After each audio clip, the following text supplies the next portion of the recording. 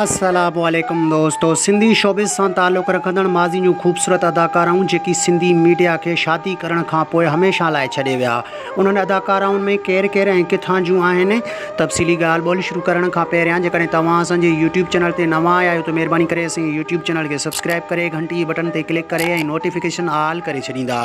Subscribe करण सां अव्हां जेको बैलेंस कोन ईंदो, पर असांजी काफ़ी हौसला अफ़ज़ाई थींदी ऐं तव्हांखे बि वधीक वीडियोज़ ॾिसण वटां मिलंदा।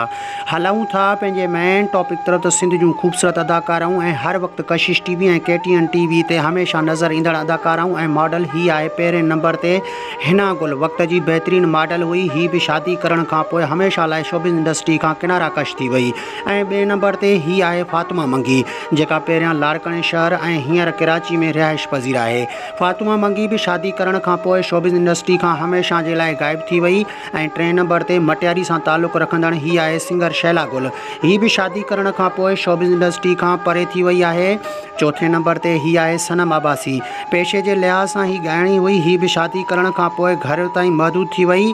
पंजे नंबर ते ही आहे समर मिम्स, जेका पेशे जे लिहाज़ खां हिकु बहितरीन मॉडल हुई। ही बि शादी करण खां पोइ हमेशह जे लाइ घर वेही रही। छहें नंबर ते ही आहे इरम अब्बासी। पेशे जे लिहाज़ खां ही हिकु मॉडल हुई। ही बि शादी करण खां पोइ हमेशह जे लाइ साइड थी वई। सतें नंबर ते ही आहे इकरा गुल, जेका पेशे जे लिहाज़ खां हिकु बहितरीन मॉडल हुई। ही बि शादी करण खां पोइ इंडस्ट्री खां परे थी वई।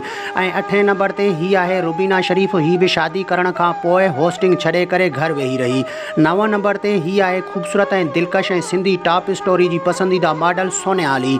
ही बि शादी करण खां पोइ हमेशह जे लाइ गाइब थी वई। उमेद त जिते बि हुजे ख़ुशि हुजे ऐं ॾुखनि खां रब उनखे परे रखे। 10 नंबर ते ही आहे अदाकारा नजमा बलोच।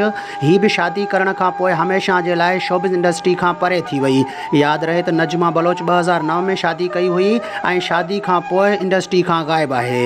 ऐं 11 नंबर ते ही आहे अदाकारा रेहाना खोखर। ही बि 2019 में शादी करण खां पोइ शोबिस इंडस्ट्री खां गाइब आहे। 12 नंबर ते ही आहे नए देरे सां ताल्लुक़ रखंदड़ अदाकारा काजुल सिंधी। ही बि शादी करण खां पोइ ऐं घरू मसरूफ़ियात सबबु शोबिस इंडस्ट्री खां परे आहे। 13 नंबर ते ही आहे गुलकारा शाज़िया खुश्क। ही बि शादी करण खां पोइ ऐं इस्लामी तौर तरीक़े में ज़िंदगी गुज़ारण सबबु शोबिस इंडस्ट्री खां परे आहे। 14 नंबर ते ही आहे मॉडल साइमा चांडियो। ही बि शादी करण खां पोइ इंडस्ट्री खां गाइब आहे। ऐं 15 नंबर ते ही आहे अस्मा भुट्टो। ही बि शादी करण बाद शोबिस इंडस्ट्री खां गाइब थी वई। ऐं 16 नंबर ते ही आहे लोक गुलकारा फरज़ाना परवीन। ही बि कंहिं पुलिस ऑफिसर सां शादी करण बाद शोबिस इंडस्ट्री खां हमेशह जे लाइ परे थी वई। हिननि अदाकाराउनि जे बारे में जेकॾहिं तव्हां वटि वधीक मालूमात ऐं ॼाण हुजे त असांखे कमेंट जे ज़रिए पंहिंजे क़ीमती राय खां ज़रूरु आगाह कंदा ऐं असांजे यूट्यूब चैनल खे सब्सक्राइब करे घंटी बटन ते क्लिक करे ऐं नोटिफिकेशन ऑल करे छॾींदा। मिलंदासीं कंहिं नई वीडियो में। तेसिताईं अल्लाह हाफ़िज़।